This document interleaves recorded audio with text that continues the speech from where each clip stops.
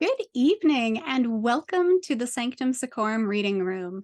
Whether you are new to the literary world of Appendix N, a diehard fan of the genre, or even just tuning in to see how certain titles tie into a particular set of role playing games, we inspire you to join us as we dive into the history and influence of Appendix N. We'd like to open our library to you and inspire readers to explore these new worlds with us. Allow me to introduce our keeper of mysteries for the evening. I would be Keeper Jen, and with me, of course, is Keeper Bob. Hey, happy holidays, everybody. Yay! Ah, yes, it's December. I'm not sure if I'm happy about this or not. Um, yeah, it's been a long month, right?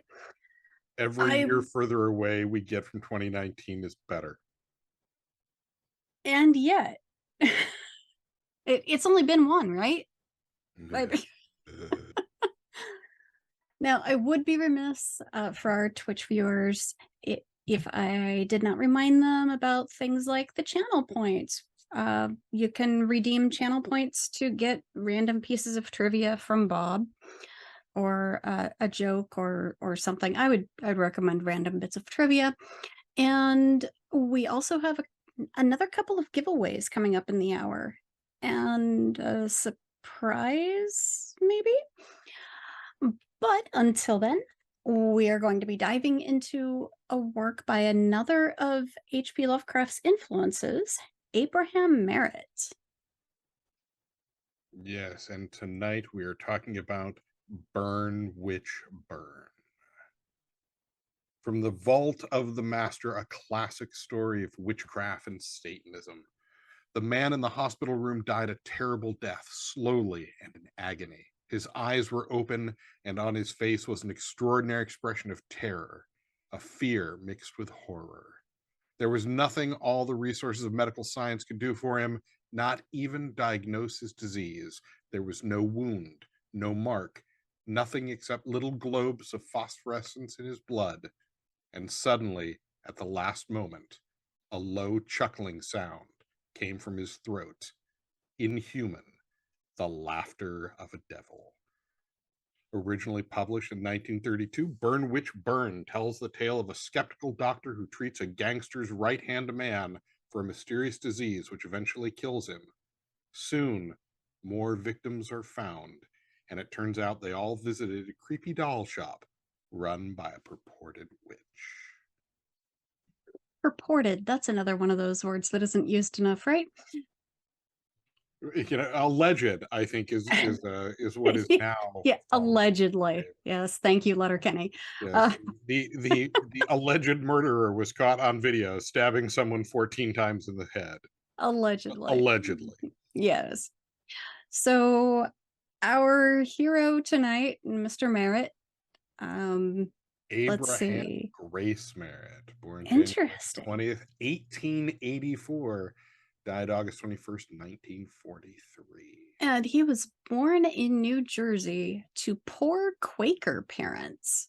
He actually intended to study law, but he couldn't afford it, so he dropped out at age 18. That is so ironic. Exactly. I had I had a feeling you'd be talking He about was that, he so I was had to too include that. he was too poor. So he was one of the best Mhm. paid journalists of the era. In 1919, he was getting paid $25,000 a year, and by the time he died, he was making $100,000 a year, which, to put it into perspective, is about $1.7 million a year in today's money. And he was So that only like what, 59 or something. He wasn't even 60 years old when he died. And he was already making that kind of money. Um, Well, and all of his writing yeah. was a sideline. I mean, he wrote 8 novels, 16 short stories, essays, Mhm. things of that nature, but it was all sideline to his journalism career. Um, Yes, and one of his first jobs was at the Philadelphia Inquirer. He was working in the editorial department. There was a quote unquote mysterious incident, something revolving around crime, politics, and an impending trial. Uh, the paper sent him into hiding for a year. He subsequently explored the jungles and lost cities of Mexico and Central America, which later went on to influence his fiction. Oh, well, and speaking of things that influenced his Yeah. fiction, among his hobbies was his we'll call it his gardening. He cultivated orchids, which people cultivate orchids, and he Okay. cultivated plants linked to witchcraft like monkshood, wolfsbane, blue datura peyote, and cannabis. So we know that if nothing else, It's called research, okay? no, we know if nothing else, Abraham Merritt was the fun guy at the party with the peyote and the cannabis. Yeah. Um, And in response to our questions out here, oh, are we doing a merit book? Yes, you latecomers, we're doing a merit book. We're doing Burn Witch Burn. Incidentally, the uh, quasi precursor to Creep Shadow Creep, Sort of. Yeah. sort of. They're loosely connected. Yeah, yeah. Now, it was really interesting when Burn Witch Burn was originally released. He wrote an essay on modern witchcraft for Argosy magazine. That And makes sense. it detailed his belief in the supernatural and an encounter he had with witchcraft in the form of a Pennsylvania Dutch hex doctor performing an exorcism on a young girl who had been hexed and bewitched. So I found that absolutely fascinating that this is an author that's not just writing about the supernatural, but has had that sort of experience that has left him believing in the supernatural and writing Yeah. on witchcraft, which if you look at some of the stuff that he talks about is fairly accurate historically. Um, yeah, but see, looking into Merritt's inspirations, it is hypothesized that this story was perhaps influenced by The Wondersmith, which was written by Fitz James O'Brien back in 1859.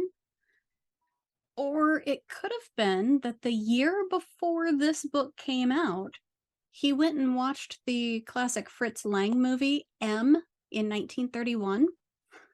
Incidentally, Peter Lorre's first starring role, but it was about the criminal underworld having to track down a child murderer to get things back to normal.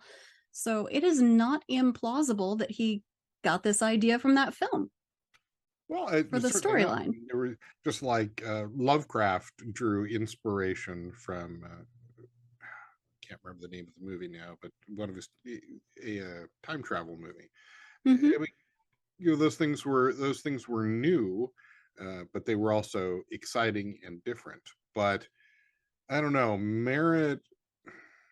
The idea that Merritt went to a movie and just lifted an idea doesn't really ring with what's known of Merritt. I mean, Merritt No, no, no. the best-selling I would author. put stock in the Wondersmith being more of an inspiration. That book that was written, 60 years prior. Well, possibly. I'm sorry. That was the He 30s, did he did 32. so much So yeah, research 70 years. that it almost feels like he was more inspired by mythology, folk magic, and archaeological discoveries of the time than other authors. And that would explain the Central America trips and everything. And it was really interesting. You were talking about how much he made by the time he passed away. He was making 100 grand a year at that time, right? 1.7 In the billion. 40s. Yeah. One of his publishers, after he passed in 1959, estimated that Merritt's books had sold over 4 million copies at that time. Oh yeah, he really So, was one of the yeah. biggest best-selling authors of the time. There's no doubt about it. I mean, his books were a sideline, but they were immensely popular. So popular that they created a pulp magazine, A Merritt's Yes, Fantasy Stories, which he had nothing to do with whatsoever. He never wrote for it. He right. didn't edit it. I don't know if he ever even saw a copy of it. And His yet name was that I valuable. still need to get it now. Um, I Sorry, folks, I married a completist, and that sort of thing rubs off on you after 30 years, right? Um, yeah. Can I share? I found a quote from H.P. Lovecraft. We're talking about how Merritt was one of his Mhm. inspirations. And what he said about Merritt was that he has a peculiar power of working up an atmosphere and investing a region with an aura of unholy dread. Well, that sounds like Lovecraft was talking about this story right here. My God. Right. Yeah, I really like that it's less sci-fi than some of the earlier things that Merritt wrote. Um, like which one was it? The Ship of Ishtar. The no, the mechanical monster, I believe, something along those lines. I don't have it right in front of me. I apologize. But I'm usually more a fan of the suspense and the fantasy, and this was right up my alley. Yeah, I mean this falls into the category which today would be referred to as weird mystery, and stuff like this started popping up in the 30s going into the 40s, because before then the mystery pulps were mystery pulps, and they were pretty dry. And then as weird tales started picking up, weird mystery tales started coming along, and so we started getting stories like this where you've got, mobsters dealing with unholy magic and just I don't know why this ties together, but one of our Twitch commentators just yeah. Thanks, Eric. Pew pew, which pew pew just doesn't have the same ring to it. And for some reason, pew that's pew only goes because along you're with making the sound mobsters, effects, Jen. you know. um, but I should say, not only was Merritt one of Lovecraft's influences, but he was in the list of Gary Gygax's top 7, the most immediate influences to him. He rattled off in an interview: DeCamp and Pratt, Howard, Leiber, Vance, HPL, and Merritt. So it's not just that, oh, he's on Appendix N. No, he is very notably Oh yeah. one of the core influences. And just And I kind of dig that. well, and just think, only a mere 56 years after his death, he was inducted into the Science Fiction and Fantasy Hall of Fame. And that's the thing, right? I You mean, know, well, I mean, he was a best-selling author of the time. He was hugely influential, but and try how many million copies have sold at this no, point, but 70 find years him later? today. And that's rather the problem, Yeah. is he's fallen from view. His stuff still reads wonderfully. The language isn't archaic, although it's maybe a little bit more intelligent than a lot of contemporary fiction. But he's still eminently readable. But I would say that things like the Moon Pool are said to be written with more of the purple prose, and this particular story is a lot more accessible. I don't want to say more simply written, but it kind of is. It has a better flow. It has a better, like, real life flow to it, and creep yeah, creep shadow creep is even more accessible in that nature. It was a breeze to read through, and it was totally enjoyable. This one, it's a compelling modern gothic. There's a number of mysteries going on, and you really want to get through it in one sitting. oh, there's so much going on. Let's let Well, us dive in to should we talk about the movie that was made like a mere 3 years later that was a loose adaptation of well, it? there were two movies. There was Curse of the Doll People, which was made in the US, and there was The Devil Doll, which was a Mexican Right. adaptation. Right. And then Neither of which were called Burn Witch Burn, because the movie Burn Witch Burn was an adaptation of a Liber story. Conjure Wife. And it's Yeah. also known as Night of the Eagle. And I have no idea where. But yeah, Filmmakers, come on. let's take a Merritt story.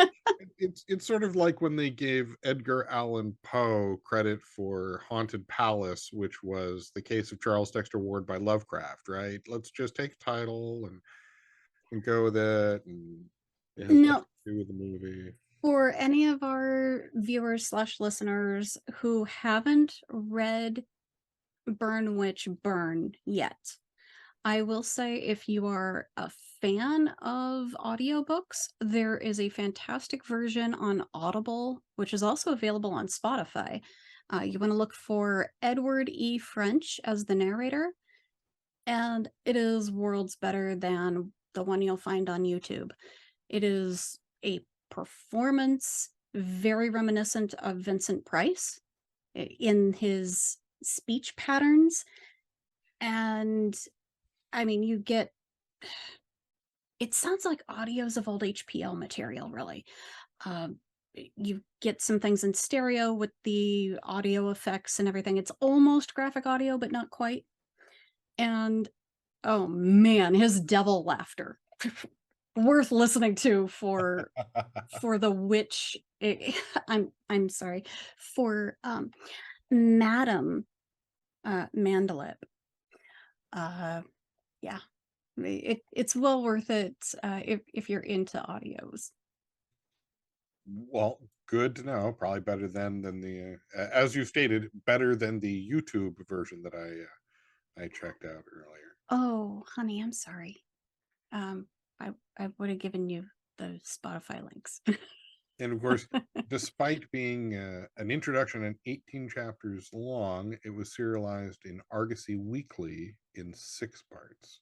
So if you want to sit down and read it the way it was originally written, read the introduction in 3 chapters and then wait.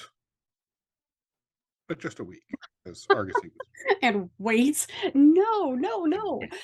Well, And and that was let's one of my talk about best. that introduction. Let's talk about that introduction where we've got the doctor's introducing himself. He's like, "Hey, there's all this," but it boils down to the story you're about to read is true. Only the names have been changed to protect the innocent. It really is. I mean, he's like, "Yeah, so you might find me out, and I might lose status, so I've changed all the names." I'm like, "Wait, I've heard this. This was the opening to Dragnet." Uh, He did before this. He Dragnet. did the same before Creep Shadow as well. Yes, and Um, it's such a delightful little conceit.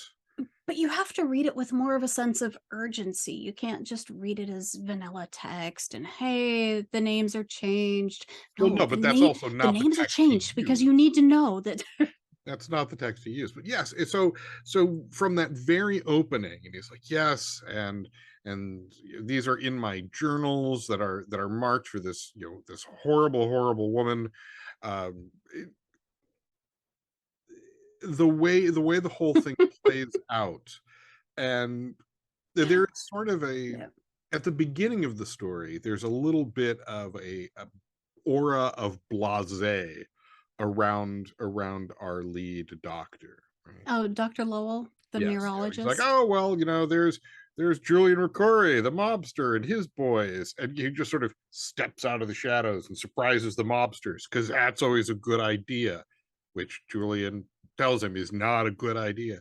But so it Yeah, the portrayal of Ricori feels pretty authentic. well, and that's the thing. So it opens up with this man of science who is positive that everything is explainable, and then we roll through these chapters as things become less and less explainable, and it gives it a very realistic feel as the doctor is, wait, something's not right, and that's not possible.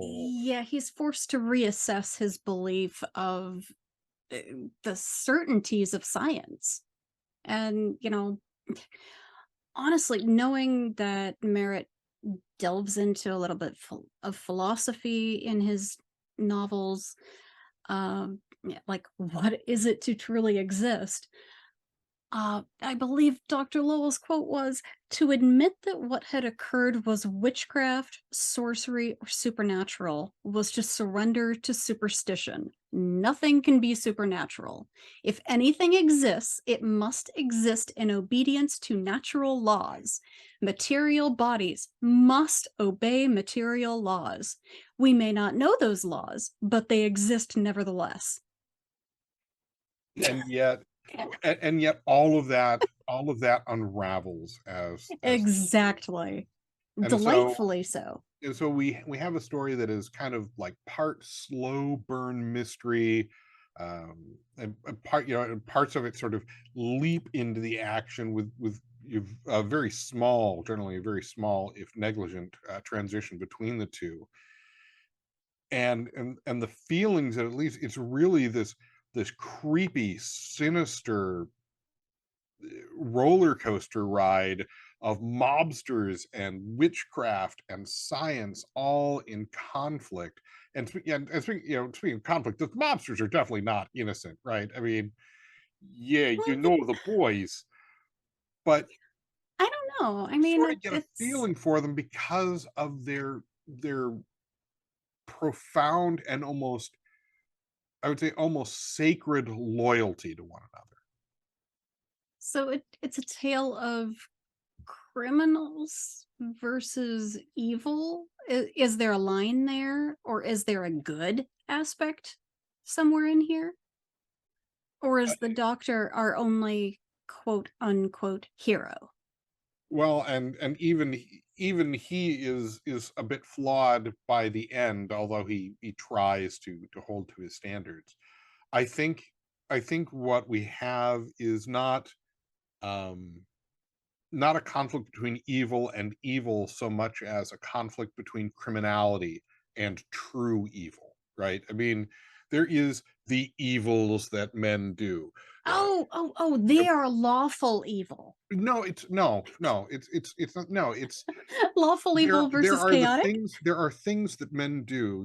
There's, theft and murder and things of that nature, and those are the evils that men do. These are not good Those are the things. known. But when confronted with true bald-faced evil, the Or the stealing of unknown. souls, the subjugation of people's will, that is true supernatural evil, and that is very different. A So do great you comparison. stand with the mobsters then in this story? Oh, I would definitely stand with the mobsters in the story. It's much like, Jen had never seen the movie The Rocketeer until recently. Jen, at the end of the movie, when the mobsters are standing next to the FBI because they're not going to team up with the Nazis, that's criminality versus true evil, and that's really what this boils down That's to. what I said, lawful good versus chaotic, It has or nothing to do with lawful lawful and evil chaotic. versus It has nothing to do with alignments. It doesn't. Um, it is profound, and it okay. hints at the kind of cosmic horror that Lovecraft would later write, inspired by the works of Merritt.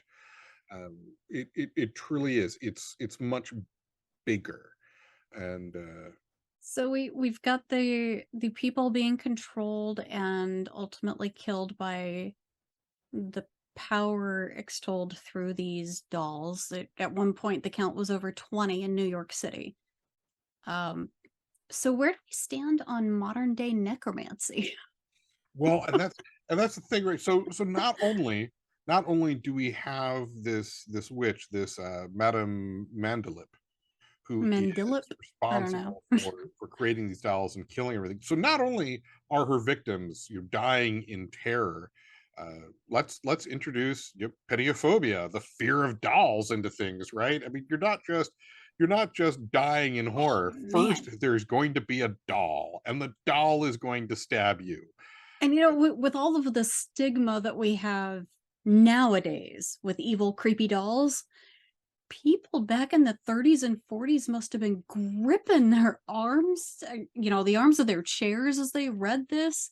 And man, it I'm not sure how they would have dealt with a Yeah, I don't know theme how far back quite the so evil strong. doll trope goes, but Yeah. yeah, no, it is very well used here. And then you have things that Merritt took from his actual research, right? There is the witch's ladder, this braid of hair with 13 knots in it. Well, witches' ladders are a real thing in folk magic, and they're even used today in modern Wicca. The oldest that has been found goes back to like the early 1800s, and so he's pulling in these bits and pieces from real information and channeling into the story in a way that readers in the 30s would certainly never have been exposed to. And then again, he also wrote about $1,000 bill, which is something most people in the 30s would never be exposed to either. Huh?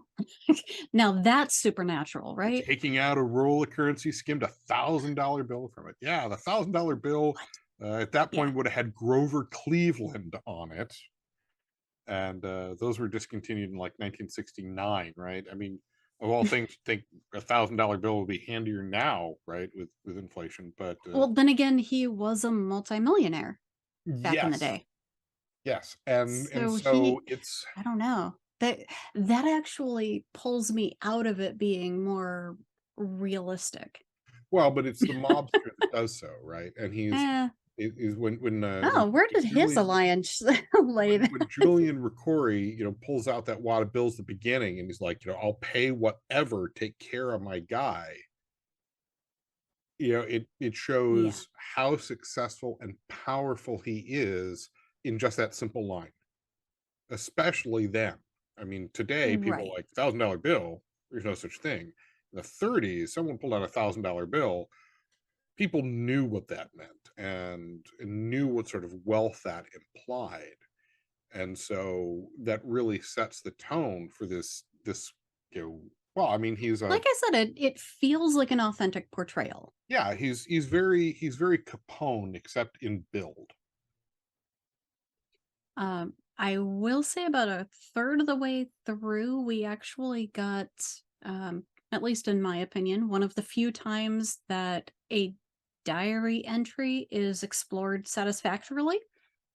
The Diary of Nurse Walters comes up, and the things that she had seen, uh, the effects of this. I mean, even in that synopsis there, the little globes of phosphorescence in his blood. Whiskey Tango Foxtrot. Right. Well, and the white blood cells drifting around outside the serum, all sorts of weird things. But the nurse Mhm. is such an important character, as it Yes. turns out. Right. I mean, she is she is the antithesis to the cosmic evil.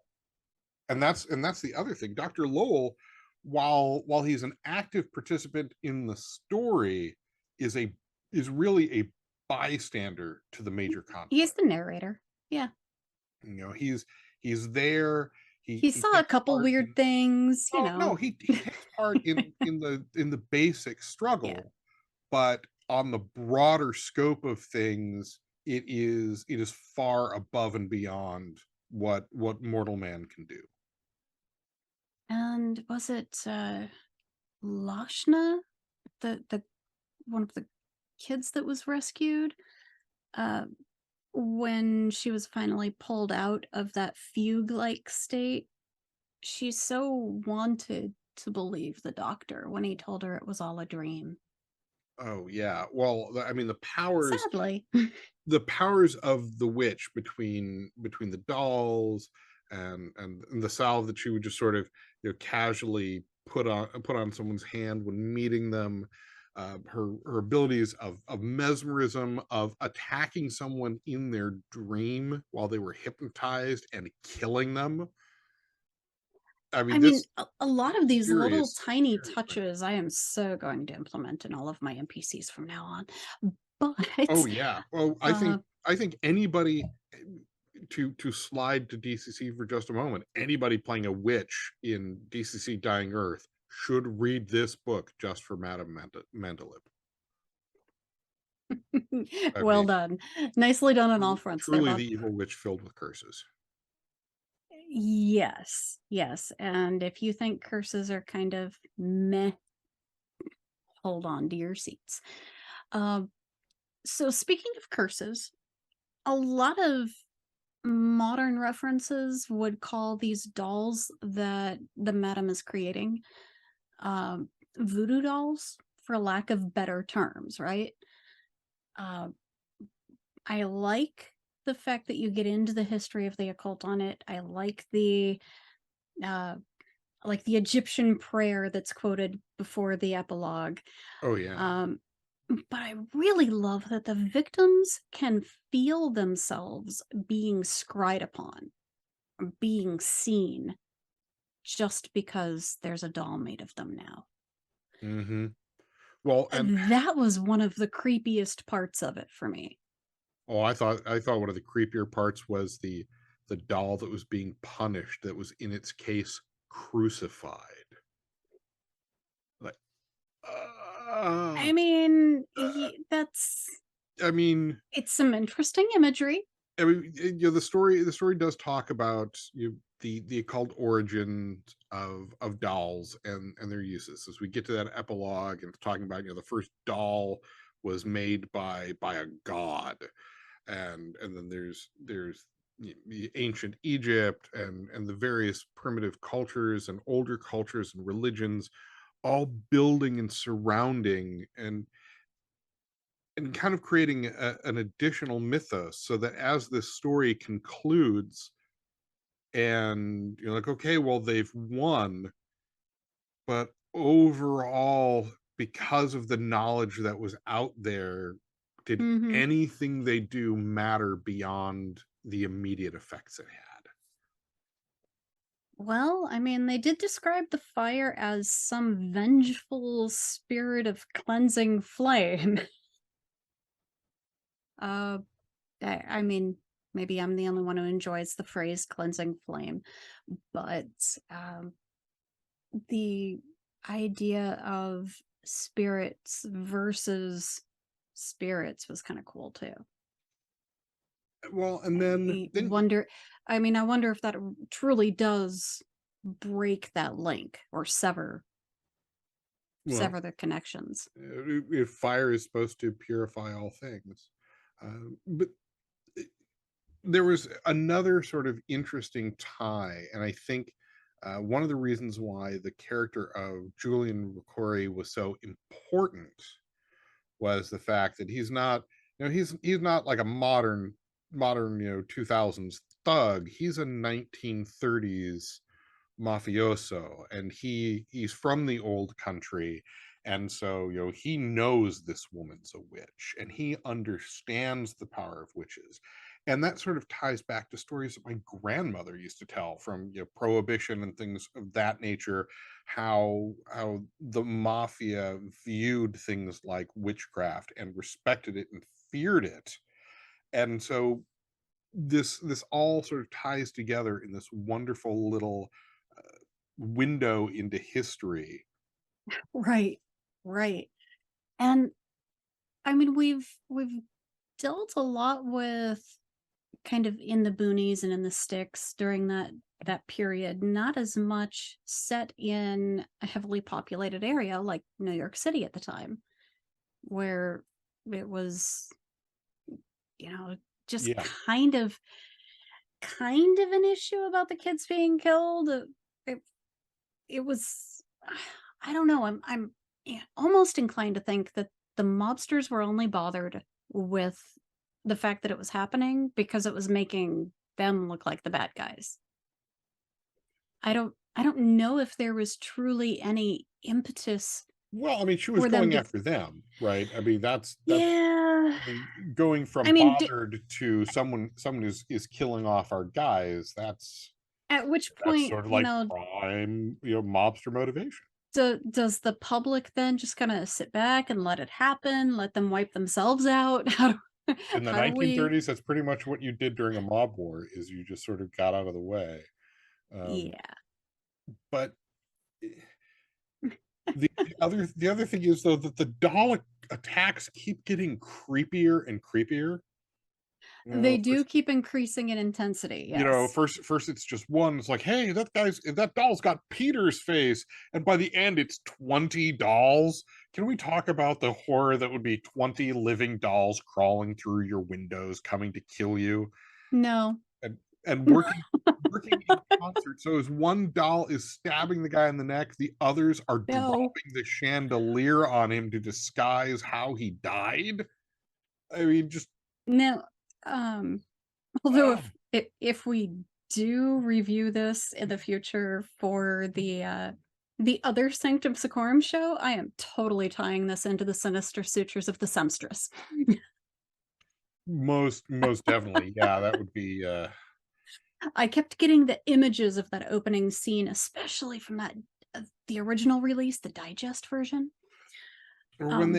when they confront her and she's ignoring them as she's stitching up the dress, and so Julian slams down her hand and her fingers writhe like snakes because her form is illusionary. And then we get to that, right? Are the dolls an illusion? Is her form an illusion? Is Mandela, is that what she really looks like? So even at the end, even after everything else, Dr. Lowell is maintaining his sanity by questioning the validity of the reality he has experienced.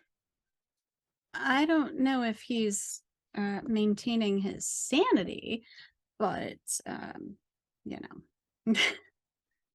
Oh, I would definitely say so, right? I mean, uh, that's just sort of classic, because if you can well, if no, you that was explain him something railing away, against it, right? if you can explain something away, then it's obviously rational, and it's not supernatural. It's not weirdness. Well, It's all parlor tricks and illusion. I don't know that surrendering to superstition, as as he said, would be the equivalent of a sand check. I I would disagree with that. But I don't know. At the same time, it is messing with his paradigm. So maybe we're getting back into philosophy again. Well, which Merritt For did. I mean, him. Merritt's Yeah. Merritt's works are Right. very rich, Right. and I think that this is a wonderful introduction to Merritt. It is Mhm. creepy as all get out. Read this on a dark, stormy night with like a single light bulb going, and you'll really You get it. probably can get through it in a night. Oh yes, yes. It's not. I mean, even some of the library's fantasy works are a little harder to chew through if you're not used to a style yet. But it's not like Vancian and it doesn't have that florid purple prose that we talked about earlier. So it's much more accessible. And man, I really want to go back and reread Creep Shadow Creep or Creep Shadow, depending on which publication you have, because there's a couple of characters that are referred to back and forth, and they keep making references back to this story. So it really makes me want to uh, dig up the other one too, and just Yeah. like spend a day uh, instead of podcasts, put this on while you clean the house. Well, and I mean, let's face it, Creep Shadow was retitled Creep Shadow Creep to strengthen people's understanding that there's at least a loose connection to this tale. And Oh, this, that's right, because this originally was Burn Witch Burn. yes. Okay, gotcha. So Okay, I so think that it's a those. great introduction to Merritt Mhm. and a great introduction to the genre as a whole. And hey, watch me transition. It's a great introduction to our surprise. So, not necessarily much of a surprise, but I guess Well, we will be right back.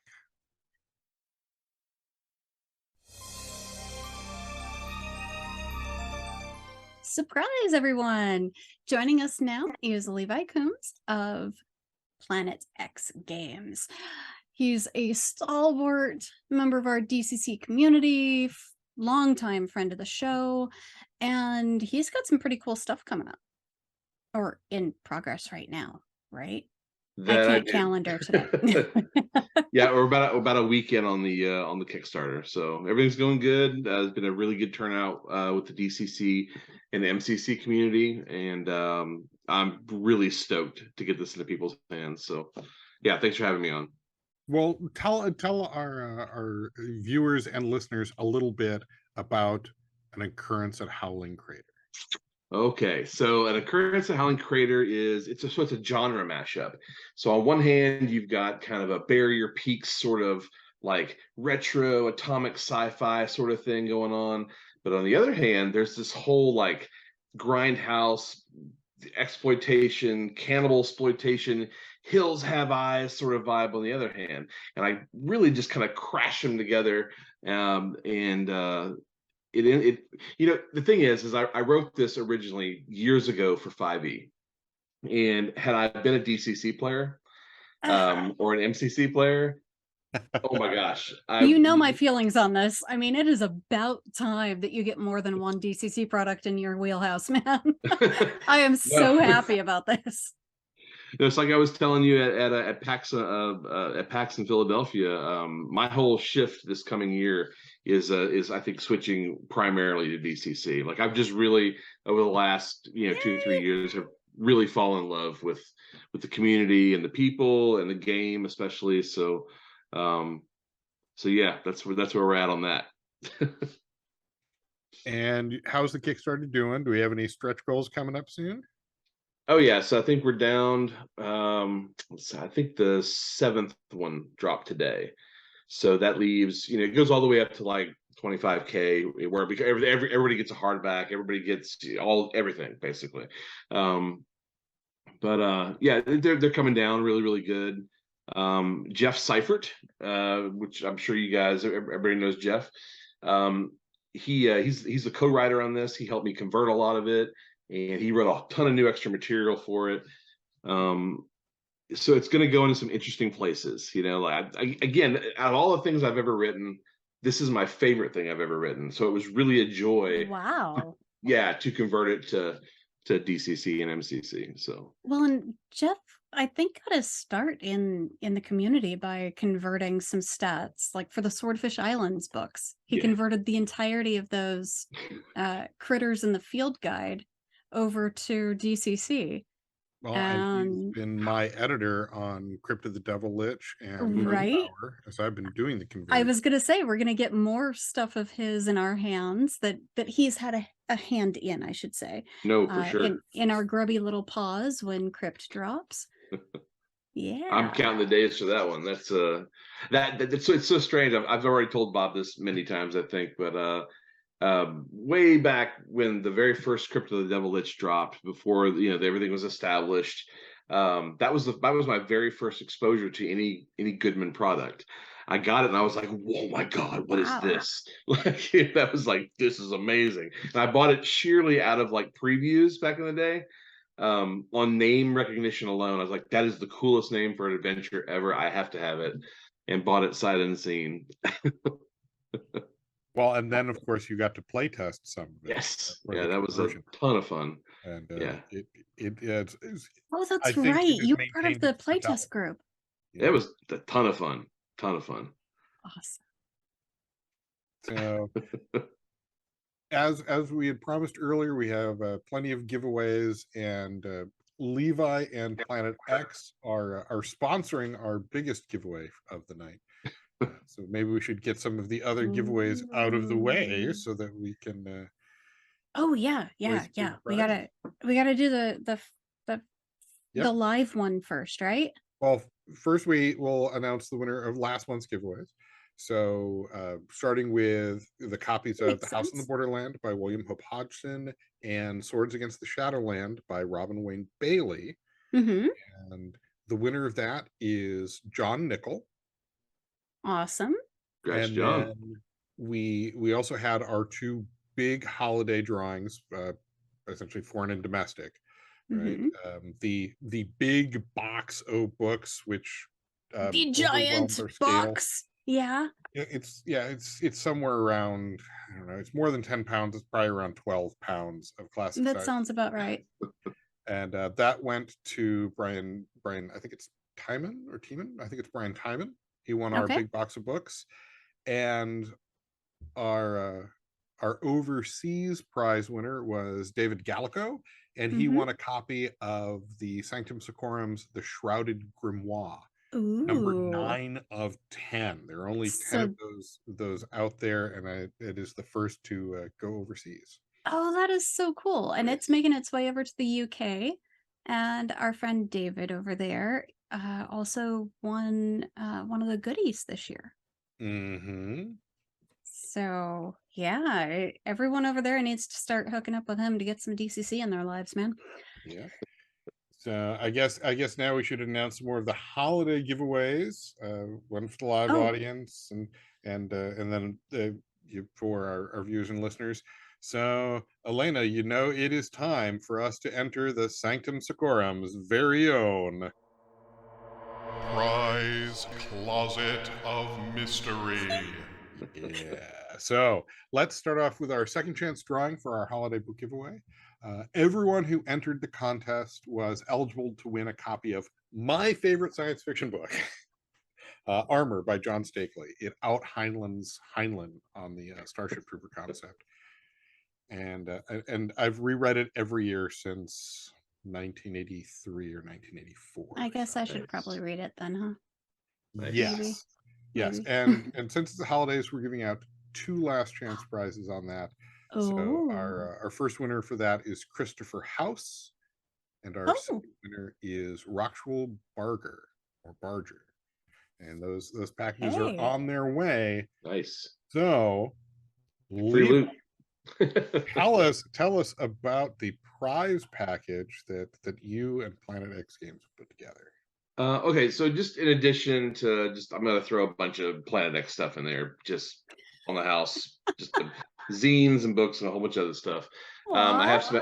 Oh yeah, I have some Appendix N. So we have one of my favorites, Weird of the White Wolf, a little more cocktail. The DAW edition. You remember these bad boys.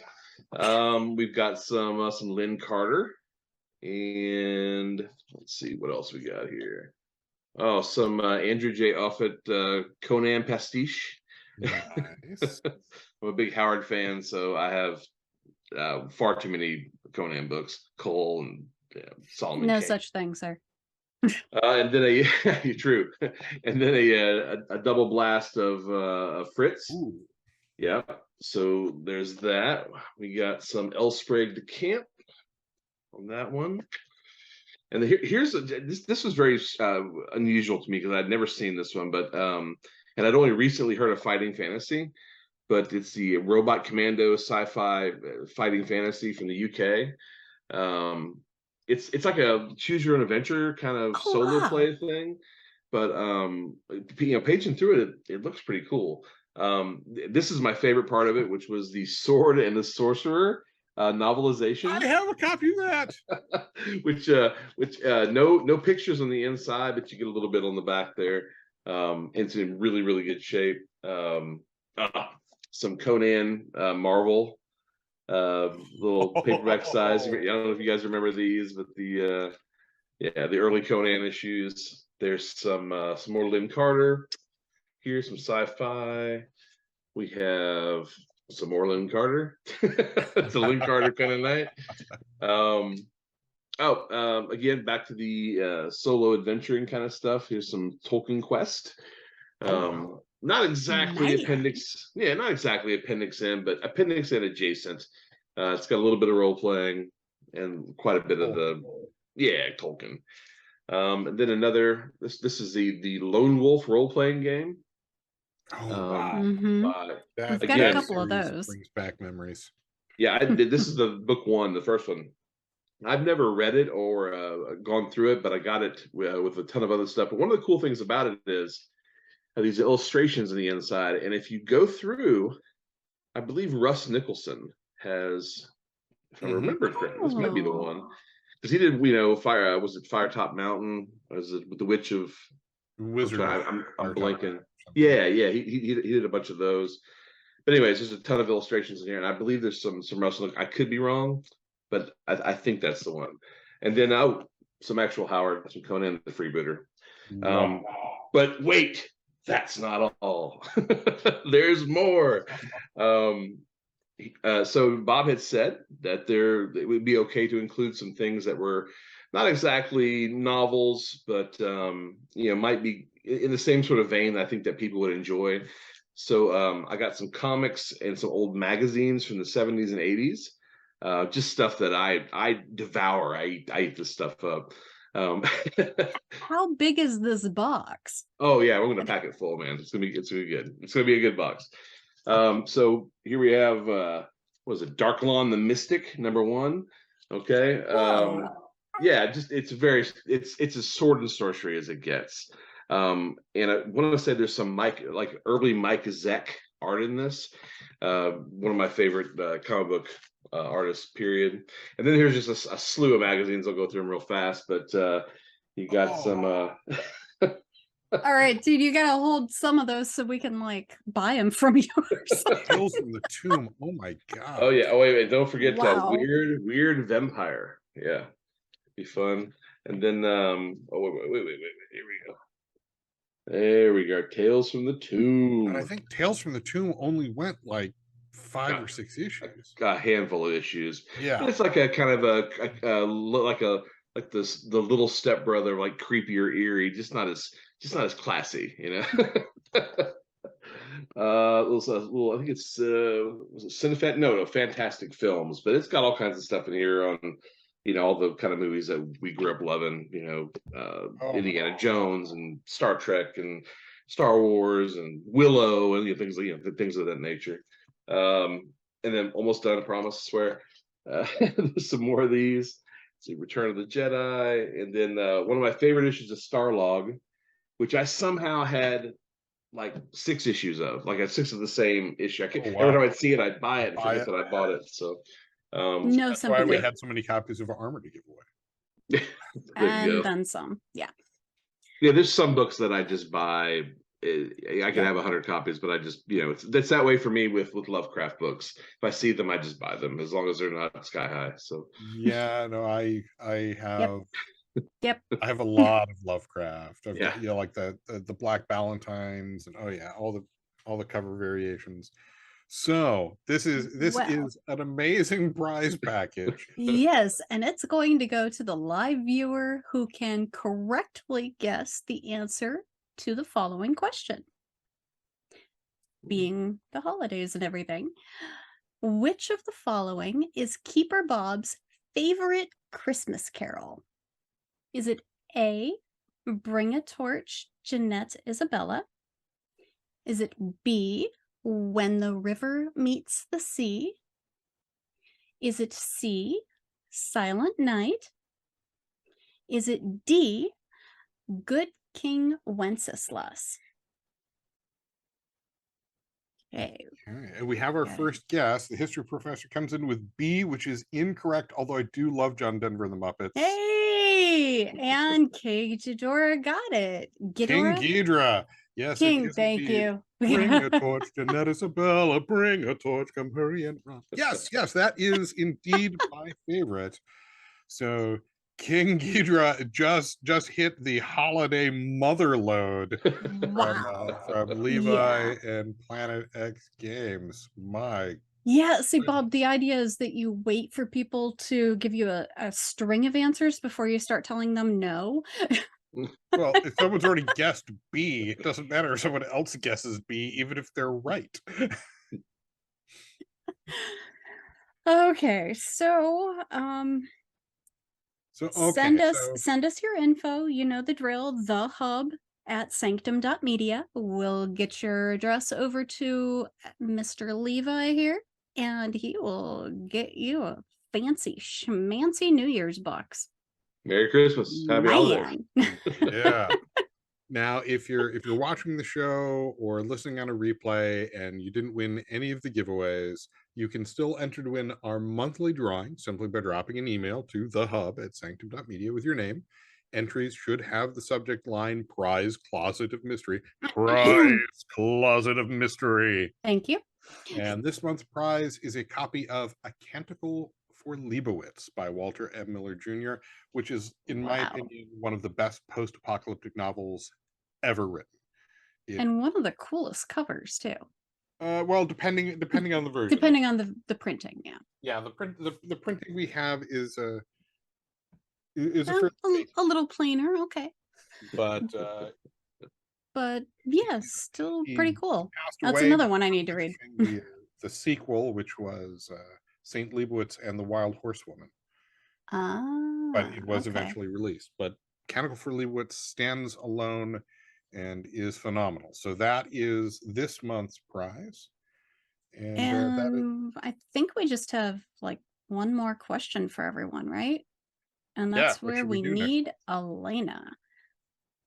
So, which author and novel should we be reading next month? We've got some Poul Anderson, some Fred Saberhagen, well, John Bellairs, and John Steakley on our list. Poul So, Anderson's The Broken Sword. mhm. Fred Saberhagen's The First Book of Swords, which technically is in the same world as Empire of the East, but apparently doesn't license the same way. John Bellairs is The Face in the Frost, and Armor by John Steakley, because it's my favorite. Oh, Steakley, not Steakley. So, Sorry. yeah. Okay. So that's our poll. What are you thinking, Levi? I mean, have you not done Armor yet? It's your favorite, right? Right? Yeah, that's kind of what I thought. Did we get a poll now? There we go.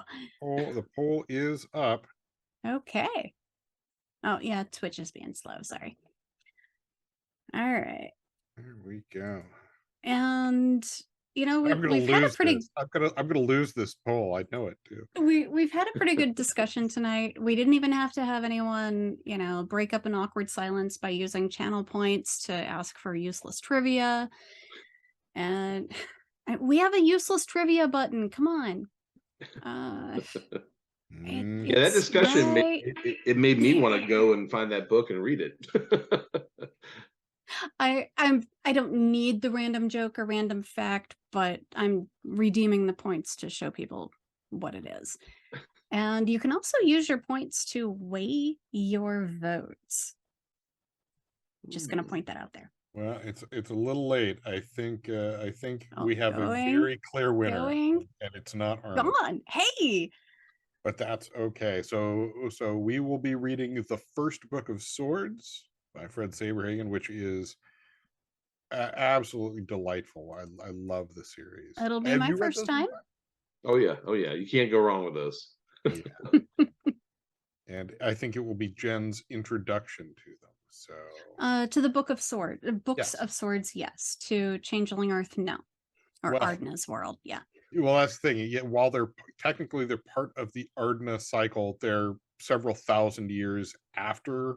Well, and it has been a while since I've read it, so I'm not as familiar with his style, but it's not going to be fancy and difficult. So I can rest assured with that. Good old fashioned sword and board fantasy. So yeah.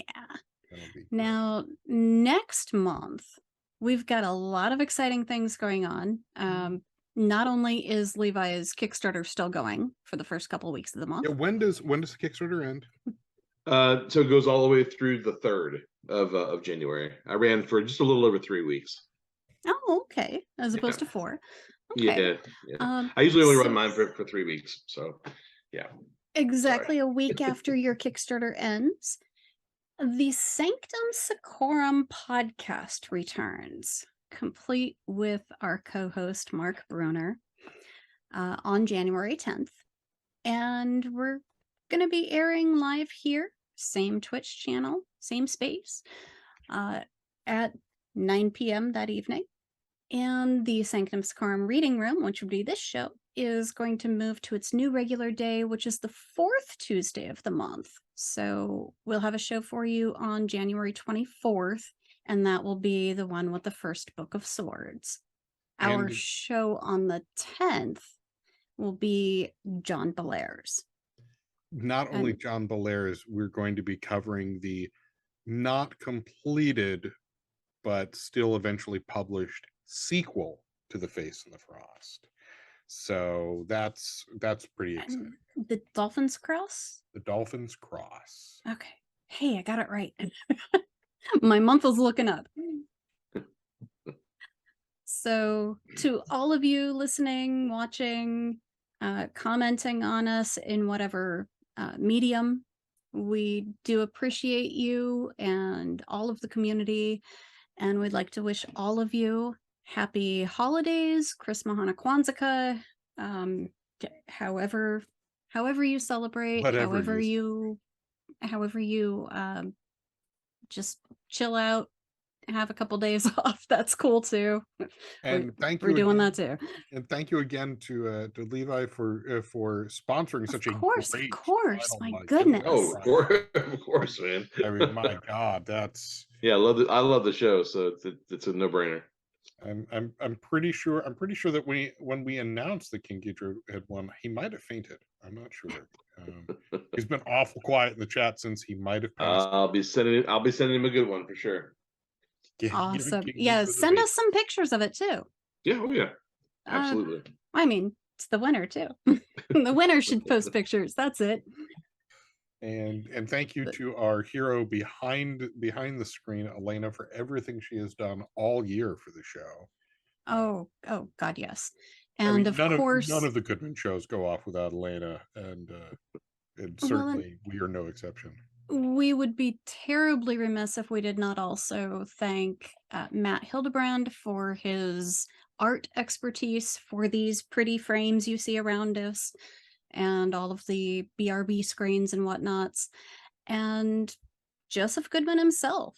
He is a longtime lover of Appendix N and all related media. So we kind of dig that we've got some mutual interests here.